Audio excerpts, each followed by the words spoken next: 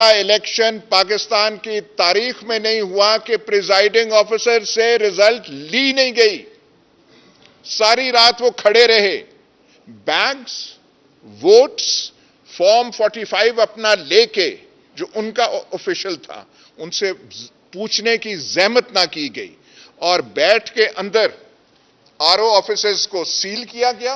All offices, वहां कोई जा नहीं सकता था। एंट्री सबकी बंद, सिवाय जो अंदर बैठे हुए हैं जो मैथमेटिक्स के जौहर दिखाने बैठे थे और कागजों पे इदादो शुमार ऐसे किए जो एडअप भी नहीं होते, जो टैली भी नहीं होते। ये सब तो पहले था कि हां जी हम कह रहे हैं, दुनिया कह रही है। दुनिया के the international media has recognized this to be a totally rigged election, a farce of an election. लेकिन आज तो बिल्कुल फ्रॉम द हॉर्सेस माउथ सारा कुछ बयान कर दिया गया। कहने को कुछ है नहीं और कीचड़ उछालने में लगे हुए हैं। आज हवाइयां छूट गई हैं लेकिन कीचड़ उछाली जा रही है।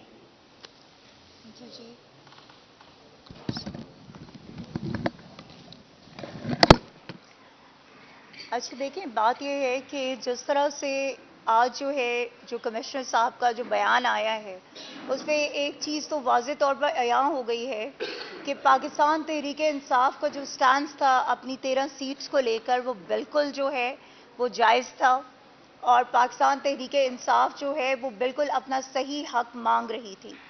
जिस तरह का इल्ज़ाम ये लोग आज कमिश्नर पे लगा रहे हैं, जैसे अभी अयाज मीर साहब ने बात की कि इन्होंने कहा कि कमिश्नर वो इंसेन था। तो पिछले 2 सालों से आपने एक इतने इम्पोर्टेंट और इतने सेंसिटिव डिस्ट्रिक्ट में आपने एक इंसेन बंदे को कैसे आपने लगाया हुआ था? ठीक है, पहला सवाल तो ये बनता है। दूसरा सवाल ये है कि वो ये बात कह रहे हैं कि जी कमिश्नर उनका कोई राइट नहीं बनता, ठीक है, ना ही उनको ये अथॉरिटी है कि वो वो किसी भी तरह से जो इलेक्शन है उसको मैनेज करें या फिर इलेक्शन से रिलेटेड कोई भी चीज़ वो कर सकें। अगर ये उनकी अथॉरिटी नहीं है तो मेरा सवाल सिर्फ इतना सा है कि क्या डीसी उनके अंडर नहीं है? क्या आपके एसीज उनके अंडर नहीं हैं? क्या आपके आरपीओ, डीपीओ, डीआरओ, आरओ उनके अंडर नहीं हैं? अगर नहीं हैं तो फिर हमारे डिस्ट्रिक्ट अटक में किस तरह इलेक्शन वाले दिन, पोलिंग डे वाले दिन जो हमारे कमिश्नर साहब थे वो वहाँ पर किस चीज़ का मुआयना करने गए थे अगर ये उनको अथॉरिटी नहीं थी? सो ये क्वेश्चन है हमारा, जो ये लोग उन पर कीचड़ उछाल रहे हैं जैसे अयाज अमीर साहब ने अभी कहा। तो ये हमारा सवाल है कि फिर क्यों आपने 2 साल से उस बंदे को इतने मेगा प्रोजेक्ट्स जिनका इल्ज़ाम भी बहुत दफ़ा हमारे लोगों पर लगाया गया, उन मेगा प्रोजेक्ट्स पे आपने एक ऐसे बंदे को वो उसकी तैनाती की हुई थी। दूसरी चीज़ ये कि हम लोगों की आज के इस बयान में जो आपकी कमिश्नर ने दिया, उस बयान के बाद 2 चीज़ें हमारे पास। पहला एविडेंस था हमारे फॉर्म 45 जो हर एमएनए एमपीए के पास मौजूद हैं, जो हमें हमारे प्रिजाइडिंग ऑफिसर्स ने प्रोवाइड किए थे और वो तमाम वो हमारे सोशल मीडिया प्लेटफॉर्म्स पे भी वो मौजूद हैं। इंटरनेशनल मीडिया को भी हमने प्रोवाइड किए हैं, हमने नेशनल मीडिया को भी प्रोवाइड किए हैं। जिनको नहीं मिले तो वो हमसे ले सकते हैं, हमारे पास मौजूद हैं अभी भी। दूसरा जो प्रूफ है वो है हमारे कमिश्नर का कन्फेशन। तो ये चीज़ें मेरे ख्याल में हमारे अपना हक हासिल करने के लिए बहुत हैं और इससे ज़्यादा हमें किसी एविडेंस की ज़रूरत नहीं है।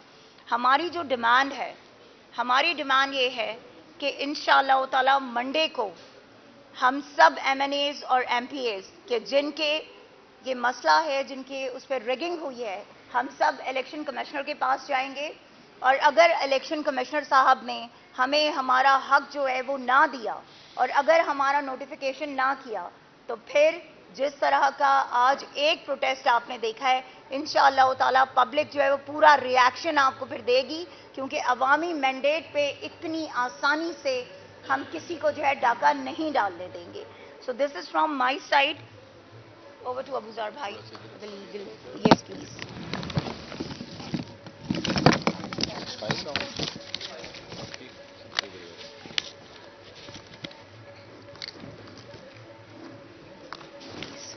देखिए देखिए, मैं जो सिमाबिया ने बात की उसको थोड़ा सा कंटिन्यू करूंगा और इस पे हमारी जो लीगल इश्यूज हैं उसको थोड़ा एड्रेस कर दूंगा। हमारे पास जो फर्स्ट पीस ऑफ एविडेंस है that is form 40। Barrister Abuzar Salman Niazi, मैं कोर कमेटी का मेंबर हूं और खान साहब के और पीटीआई के केसेस भी कर रहा हूं। अच्छा, हमारे पास जो पहली एविडेंस है दैट इज द फॉर्म 45 जो मैंने खुद नहीं बनाया, प्रिजाइडिंग ऑफिसर ने इश्यू किया है मेरे पोलिंग एजेंट्स को, बाकी पार्टीज के भी पोलिंग एजेंट्स को, जिस पे क्लियर लीड आ रही है पाकिस्तान तहरीक इंसाफ के कैंडिडेट्स की। उसके अलावा हमारे पास जो सेकंड पीस ऑफ एविडेंस है वो है स्टेटमेंट्स ऑफ द कैंडिडेट्स जो पाकिस्तान मुस्लिम लीग नवाज के नहीं है लेकिन बाकी पार्टी से कंटेस्ट कर रहे थे। फॉर इंस्टेंस हमारे जेलम के कैंडिडेट थे NA 65 के, नॉट जेलम, लाला मूसा से सैयद वजाद शाह साहब, उस वो कमरोजमान कायरा साहब की अपनी स्टेटमेंट है कि उसमें वजाद शाह साहब जीते हुए हैं, मैं भी हारा हूं, लेकिन जो थर्ड पोजीशन पे पाकिस्तान मुस्लिम लीग नवाज का कैंडिडेट है उसको फर्स्ट कर दिया गया। इसके अलावा हमारे पोलिंग एजेंट्स की स्टेटमेंट्स हैं, प्रिजाइडिंग ऑफिसर्स की स्टेटमेंट्स हैं। ये हमारे पास कंक्रीट एविडेंस है, सब्सटैंशियल एविडेंस है कि हम अपना केस एस्टैब्लिश कर सकते हैं। एक तो हमने मीडिया को भी सारी एविडेंस प्रेजेंट कर दी है, उसके अलावा जो कोर्ट ऑफ लॉ में है, फिलहाल तो हम इलेक्शन कमीशन को फेस कर रहे हैं, वहां पे नेक्स्ट वीक हम सारे हमारे केसेस लगे हुए हैं। तो इलेक्शन कमीशन से दरख्वास्त ये है कि ये जो सीरियस किस्म की आखिरी एविडेंस जो हमारे पास आई है that is the confession of the officer जो इन सबको हेड कर रहा था। देखिए, कमिश्नर कोई क्लर्क नहीं है, कमिश्नर के नीचे आपका डीसी सारे काम करते हैं, उसके नीचे आपके जो प्रिजाइडिंग ऑफिसर्स हैं जो एजुकेशन डिपार्टमेंट के, most of them they belong to education department, वो सारे वहां से बिलोंग करते हैं। तो इस वजह से सारी हायरार्की आपकी पूरी डिवीजन की works under the commissioner. A statement from the commissioner can not be taken lightly, that is admission and confession of a crime कि ये क्राइम कमिट हुआ है। वो क्राइम क्या है? पाकिस्तान तहरीक इंसाफ के कैंडिडेट्स का मैंडेट चोरी हुआ है। चोरी भी नहीं हुआ, इस पे डाका मारा गया है, दिन दिहाड़े डाका मारा गया है। इसके अलावा देखें, हमारी अब इल्तिजा है इलेक्शन कमीशन ऑफ पाकिस्तान से, अभी तक आपने जितने फैसले किए हैं उससे पाकिस्तान तहरीक इंसाफ को कानूनी भी नुकसान हुआ है, उसके अलावा सियासी भी नुकसान हुआ है। अब आपने देख लिया इस मुल्क की अवाम जो है वो पाकिस्तान तहरीक इंसाफ के साथ खड़ी है और अवाम की विशेस एस्पिरेशंस जो हैं, जो उनको आईन पाकिस्तान कहता है जो पॉलिटिकल ऑर्डर इस्टेब्लिश होगा through will of the people होगा, अगर उस पर डाका मारा गया है तो आपको यहां पे सिर्फ बिठाया गया है जो टैक्स पेयर की सैलरी आप ले रहे हैं इस वजह से कि आप इंसाफ करें। आर्टिकल 218 आईन पाकिस्तान का कहता है it is your duty to ensure the elections are held in free, fair and transparent manner. So far आप इसमें फेल हुए हैं, अभी भी आपके पास चांस है कि अपने आप को इसमें एब्जॉल्व करें और इस मुल्क में इंसाफ करें। ये मेरा जाती इशू नहीं है, ना सिमाबिया साहिबा का इशू है, ना इवन इमरान खान साहब का इशू है। ये पाकिस्तान की 9 से 10 करोड़ जो अवाम है, जो निकले हैं, जिन्होंने वोट दिया है अपने कैंडिडेट्स के, उनके हक पे डाका मारा गया है। अगर इसका अजाला ना किया गया तो इस मुल्क की अवाम का इन इदारों के ऊपर जो एतमाद है वो कभी बहाल नहीं होगा। और यही चीज इस मुल्क की जुडिशरी को भी मैं उनसे रिक्वेस्ट करता हूं। जुडिशरी सिर्फ फंक्शन करती है जब पब्लिक का कॉन्फिडेंस हो उनके ऊपर। अगर पब्लिक कॉन्फिडेंस लूज कर जाए, ये वो अवाम है जिन्होंने आपको आपके टैक्स से जो आप तनख्वाहें लेते हैं उन्होंने वोट दिया है, वो बड़ा सोच के आए थे कि हम अपनी मर्जी से आईने पाकिस्तान की जो रूह है, जो स्पिरिट है, जो कहता है कोई पॉलिटिकल ऑर्डर स्टैब्लिश होगा सिर्फ विल ऑफ द पीपल के थ्रू होगा, उसके अलावा उसकी कोई ऑप्शन नहीं है। अगर आप नहीं इंसाफ करेंगे तो खुदारा आपके ऊपर जो एतमाद है वो अवाम का खत्म हो जाएगा। मैं जुडिशरी से रिक्वेस्ट करता हूं इसमें सीरियस एक्शन लें और इंश्योर करें कि इस मुल्क में ऑर्डर वही स्टैब्लिश हो जो विल ऑफ द पीपल के थ्रू है।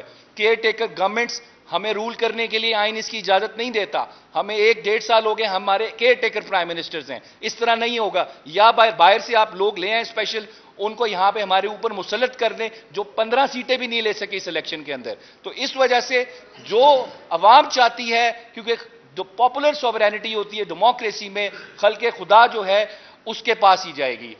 Sovereignty belongs to Allah as per our constitution, लेकिन उसके बाद जो ताकत है वो अवाम की है और ये सेक्रेड ट्रस्ट है। हमने जमहूरियत को अगर इस मुल्क में ग्रो करना है, प्रेस करानी है, the only way is free and fair election. अगर हमारा मैंडेट हमें नहीं दिया गया, हम कानूनी जंग तो लड़ेंगे, अदालतों में भी जाएंगे, और हम इस तरह केसेस को छोड़ेंगे नहीं कि जी 2-2 साल 3-3 साल केस डिसाइड नहीं हो रहे। हम हर तारीख पे जाएंगे, हम पूरा जोर लगाएंगे इनका केसेस का फैसला हो, और साथ साथ सियासी जंग सड़क पे भी जारी रहेगी, लेकिन कानून और आइन के दायरे में रह के, क्योंकि मेरा बुनियादी हक है। आर्टिकल 16 कहता है, 17 कहता है कि मेरा फ्रीडम टू एसोसिएशन, मेरा राइट टू लॉफुल असेंबली मेरा कानूनी हक है। ये दफा 144 आप नाफिज कर लें, आप ये गैर कानूनी गैर आईनी है, हम प्रोटेस्ट करेंगे, हमारा राइट है, हम अफरा तफरी नहीं करेंगे, ना हम कोई कानून तोड़ेंगे। लेकिन राइट टू असेंबली ये सुप्रीम कोर्ट की जजमेंट्स कहती है, मेरा आइन कहता है, मेरी हाई कोर्ट की जजमेंट्स कहती हैं, मेरा राइट है, ये हमसे कोई नहीं ले सकता। Thank you.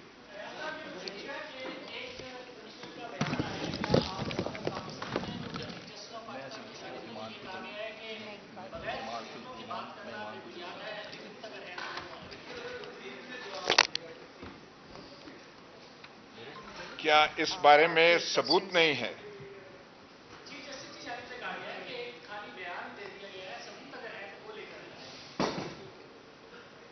सबूत, इससे ज्यादा क्या सबूत हो सकता है? देखिए,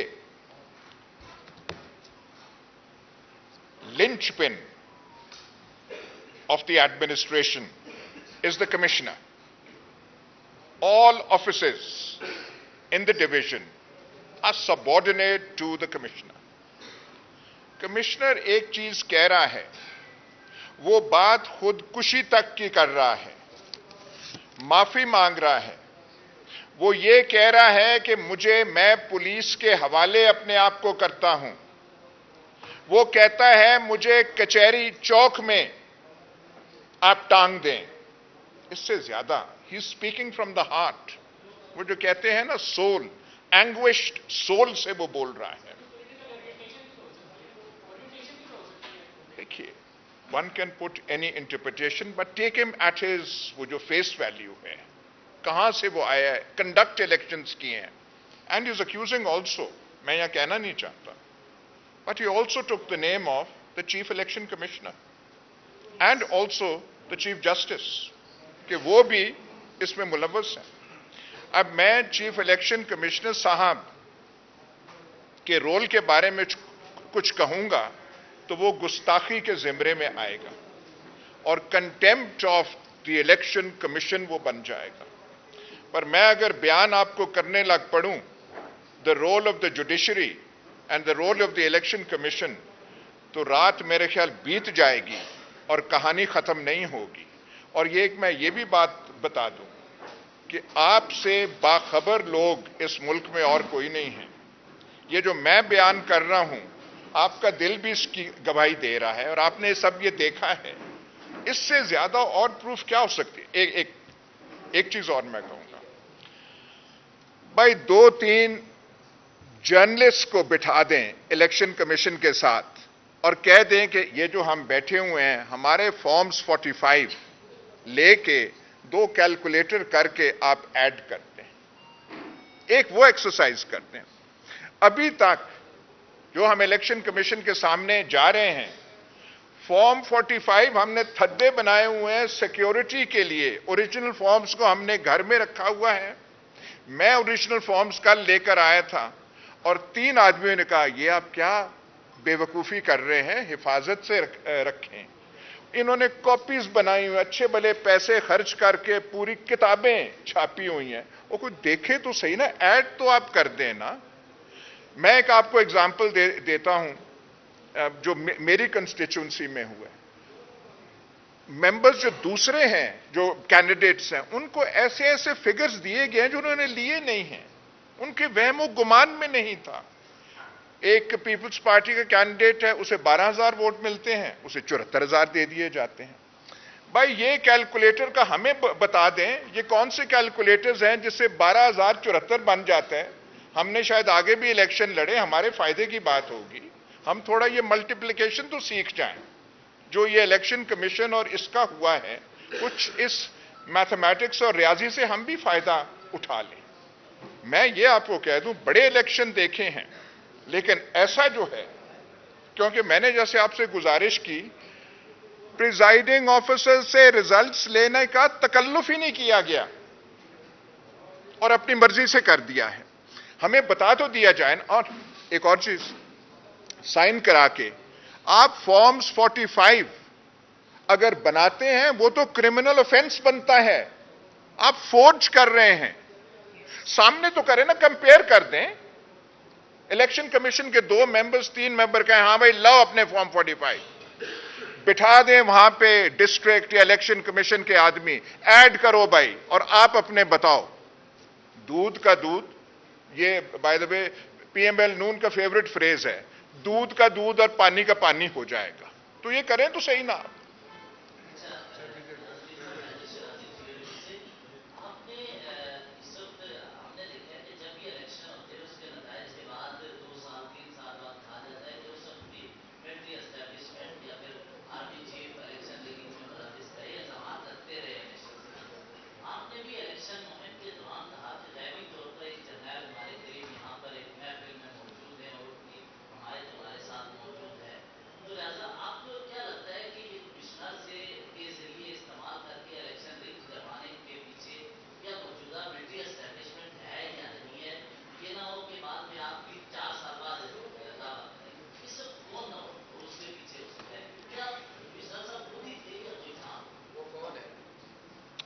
देखिए, वो हमारे आजकल की इस्तिलाह में 2-3 टर्म्स जो हैं काफी फेमिलियर और पॉपुलर हो गए हैं।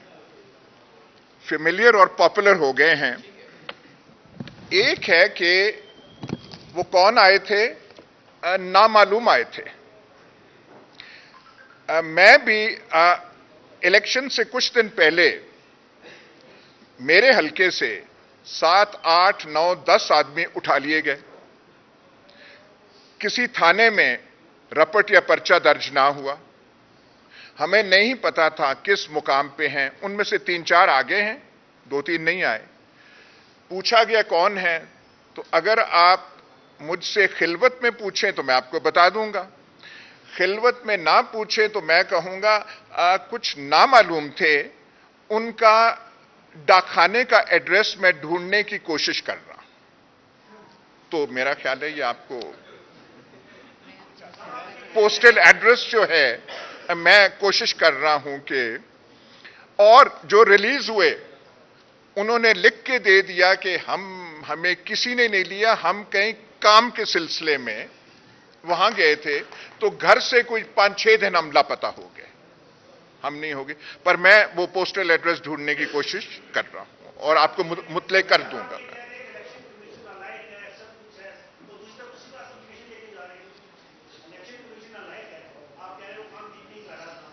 ना ना ना, मैंने कहा, मेरी जबान से ऐसा ना हो जुमला। मैं कह रहा हूं कि इलेक्शन कमीशन तो इतना कामयाब रहा, इतना इफेक्टिव रहा, इतना हुनरमंद रहा कि ऐसे इलेक्शन पाकिस्तान की तारीख में नहीं हुए। उनको तो हुनरमंदी का कोई तमगा मिलना चाहिए। तमगाए वो क्या है, तमगाए हुस्ने कारकर्दगी, वो मिलना चाहिए।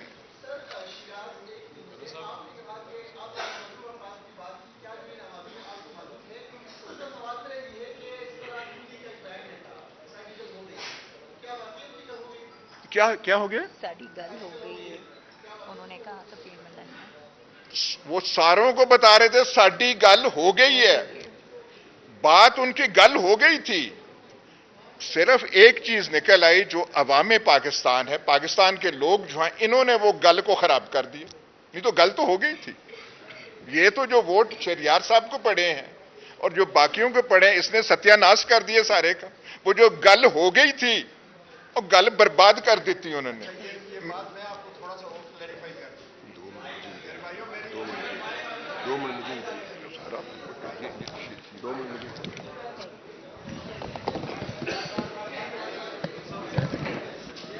आवाज आ जाएगी। अच्छा,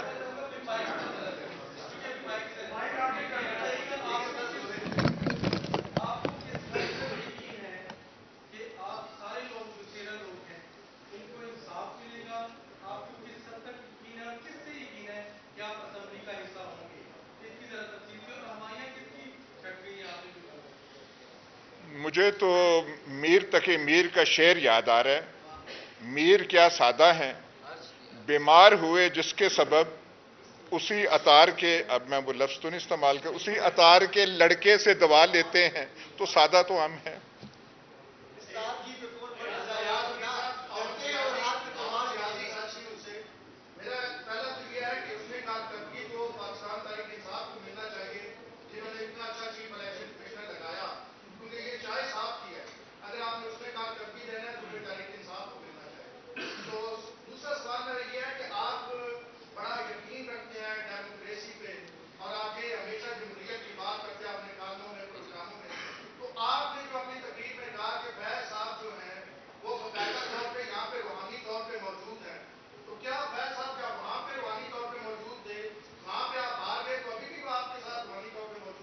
देखिए, अब वो पता नहीं आपके वो जहन पे वो फैज साहब क्यों चढ़े हुए हैं।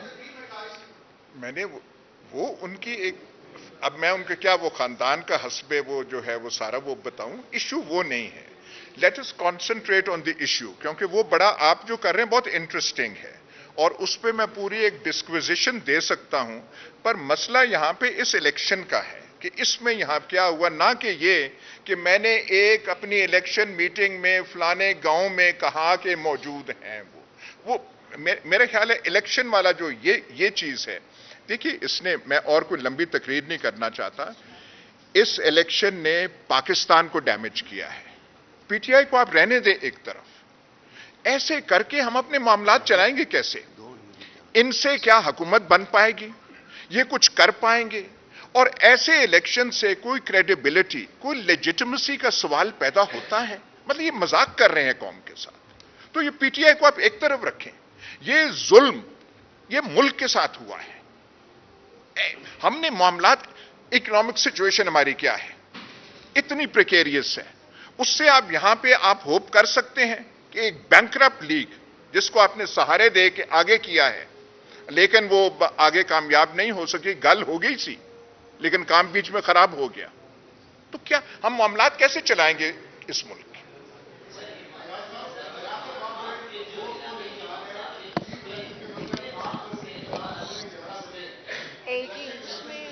एक मिनट प्लीज, वो क्वेश्चन कर रहे हैं। एक मिनट प्लीज, वो क्वेश्चन कर रहे हैं।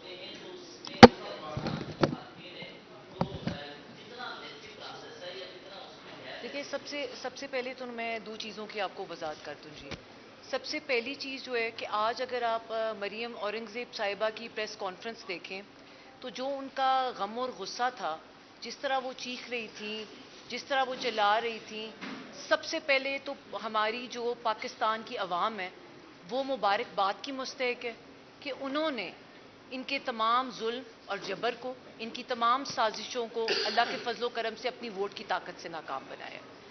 इसके बाद जो एक इम्पॉर्टेंट बात जिससे उन्होंने शुरू की अपनी प्रेस कॉन्फ्रेंस, वो है हल्का 49, जहाँ से मेरे वालिद मेजर ताहिर सादिक साहब जो है वो 65,000 की लीड से वो सीट जीत चुके हैं। अब वो जो बात कह रही थी, या तो उन्होंने होमवर्क नहीं किया हुआ था या उन्हें समझ नहीं थी। जो कमिश्नर साहब ने बात की है वो उन्होंने ये कहा है कि जो 70 हज़ार की लीड से जो लोग जीत रहे थे उनको हमने हरवाया है। तो मेरे वालिद 65,000 की लीड से हल्का NA 49 से जीत चुके थे। आपने जो PMLN के कैंडिडेट हैं शेख आफ्ताब साहब, वो 9,500 की से उनको जितवाया गया। तो उस 9,500 प्लस 65, 75,000 उनका मतलब कहने का ये था कि 75,000 वोट्स का फ्रॉड और घपला हुआ है। तो पहली तो ये क्लैरिफिकेशन हो गई। दूसरी, उन्होंने जो बात कही कि इलेक्शन कमीशन जो है वो 3 दिन इंतज़ार करता रहा कि लोग हमारे पास अपनी शिकायत लेकर आएँ। तो मैं अभी आपके साथ शेयर करूंगी, मैं अभी आपके साथ शेयर करती हूँ। हम 2 दफ़ा इलेक्शन कमीशन में गए, इलेक्शन कमीशन का ऑर्डर मेरे पास मौजूद है। जो पहला उनका ऑर्डर था वो ये था कि RO के पास आप जाएं और 45 के मुताबिक जो फॉर्म 47 है वो हमारी गैर मौजूदगी में या मेरे इलेक्शन एजेंट की गैर मौजूदगी में वो फॉर्म जो है वो इशू है। हम वो लेके RO के ऑफिस गए, इलेक्शन कमीशन का ऑर्डर, जब हम वो लेके RO ऑफिस गए तो RO साहब वहाँ पे मौजूद नहीं थे, वो गायब थे, वो हमें किसी जगह नहीं मिले। RO के ऑफिस में ताले लगे हुए थे।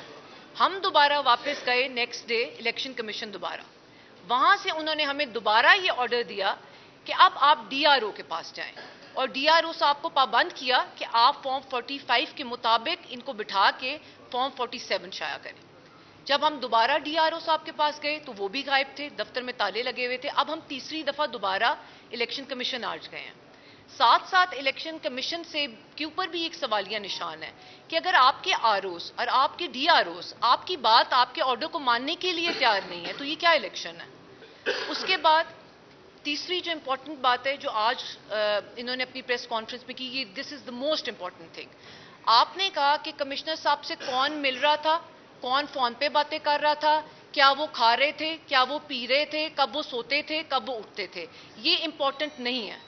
इंपॉर्टेंट ये है कि जो अगर आपके बकौल वो इल्ज़ाम है तो इंपॉर्टेंट ये है कि उनको आप बुलाएं।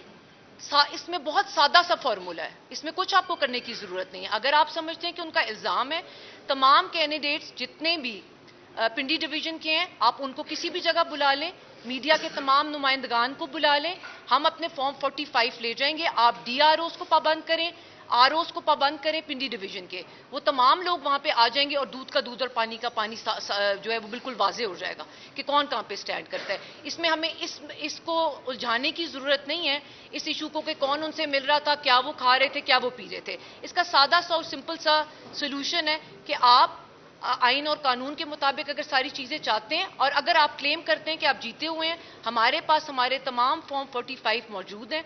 आप जो जगह सिलेक्ट करेंगे वहां हम आ जाएंगे और तमाम आरओज और डीआरओज आ जाएं और इस चीज का जो है वो जो है क्लैरिटी के साथ लोगों को समझ आ जाए। Thank you. हाँ मैम, मैंने बात करनी है। बेटी इधर आ जाएंगी, मैं इतनी देर में मैं 2 मिनट बात कर रहा हूँ। मैं I am colonel Shabir Awan from PP 7।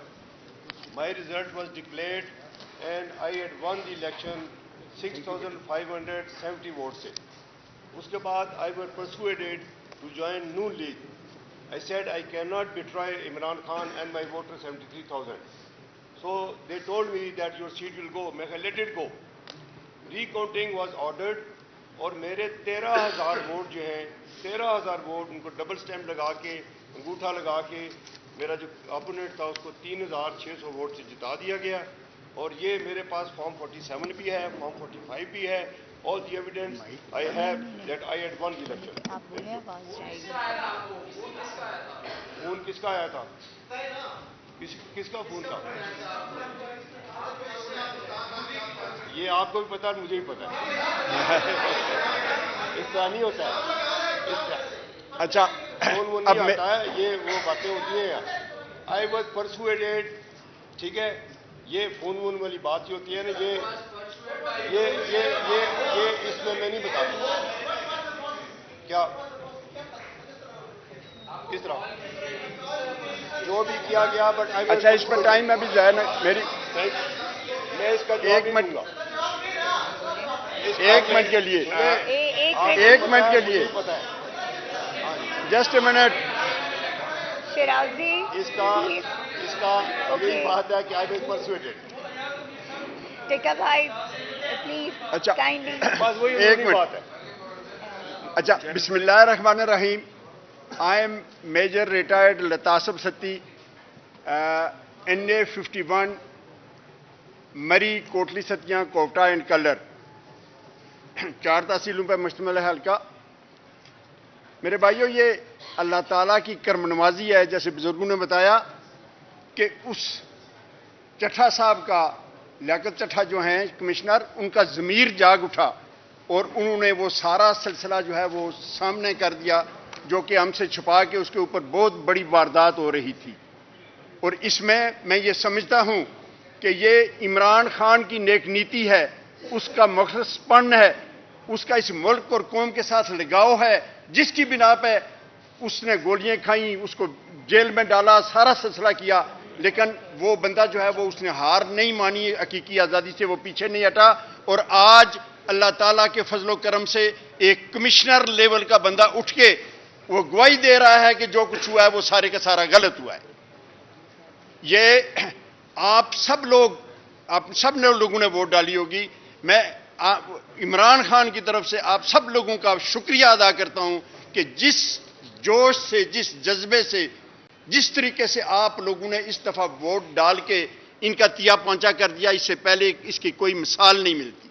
मेरी 77 साल की जिंदगी में पहली दफा मैंने देखा कि इलेक्शन, जिस किसी बुजुर्गों ने बताया कि इतने रिग्ड होते हैं और इस तरीके से किए जाते हैं। इस तरीके से आज दिन तक ये मामला नहीं किया गया। उस रिगिंग में बहुत सारी चीजें इन्वॉल्व थी। मैं अगर उसकी डिटेल में जाऊं तो वो आपका और टाइम ज़ाया होगा। बात सिर्फ इतनी सी है, जैसे बेटी ने बताया कि फॉर्म 45 हमारे पास मौजूद हैं, ओरिजिनल मौजूद हैं, जिनके ऊपर उस प्रिजाइडिंग ऑफिसर के, असिस्टेंट प्रिजाइडिंग ऑफिसर के साइन अंगूठे मौजूद हैं। वहां पे जो एजेंट हमारे बैठे थे उनके साइन मौजूद हैं, ओरिजिनल हमारे पास मौजूद हैं। हम वो लेके आते हैं। हम सब की, ये जितने भी यहां हैं, वो एमएनए के कैंडिडेट हैं या एमपीए के हैं, हमारी डिमांड ये है कि उस फॉर्म 45 के मुताबिक हमारा रिजल्ट जो है उसको डिक्लेयर किया जाए। यही हमारा हक बनता है और यही उनके फराइज में शामिल है कि उन्होंने जो हलफ उठाया हुआ है उस हलफ की वो पासदारी नहीं कर रहे। उन्होंने आरओ ऑफिस को सील करके, बंद करके, अंदर अपनी मर्जी के रिजल्ट बनाने की जो कोशिश की है। मैंने तो अपने आरओ के खिलाफ मैं एफआईआर कटवाने के लिए चला गया। 2 जगहों से वो होके नहीं हुई तो फिर मैं जो है ना वो 22A के तहत गया। मामला इन प्रोसेस है, मैं उसको छोड़ूंगा नहीं, किसी सूरत में नहीं छोड़ूंगा। मैं भी फौजी आदमी हूं। लेकिन ये मामला जो है, जो कुछ हो रहा है, ये टोटली गलत हो रहा है। इससे पहले ये अवाम का पैसा लूटते रहे, आज इन्होंने अवाम का मैंडेट लूटा है। नहीं लूटने देंगे हम इसको, इंशाल्लाह किसी सूरत में नहीं लूटने देंगे। और ये कमिश्नर साहब ने जो बात कही है, ये 100% ठीक है। कमिश्नर के नीचे डीसी डीआरओ है, उसके बाद आरओज जो हैं वो उसके अंडर कमांड हैं। वो जाके अगर अटक में जो है ना वो पोलिंग स्टेशन को विजिट करता है और देखता है कि क्या हो रहा है क्या नहीं हो रहा, और उसकी ये अथॉरिटी नहीं है कि वो नीचे उन लोगों को ऑर्डर दे कि आप सही काम करें। उसने जब ये ऑर्डर नहीं दिया और वो काम होता रहा तो आखिर अल्लाह ताला ने करम किया और उसका ज़मीर जाग उठा और वो बोल पड़ा। जब वो बोल पड़ा तो उसके मुताबिक अभी इस मामले को हम किसी सूरत में नहीं छोड़ेंगे। जैसे इन्होंने डिसाइड किया है कि मंडे को जो है हम इलेक्शन कमिश्नर ऑफिस जाएंगे, अगर वो बात मान गए तो ठीक, अगर ना माने तो हम आखिरी हद तक जाएंगे और अपना हक जो है वो लेके रहेंगे।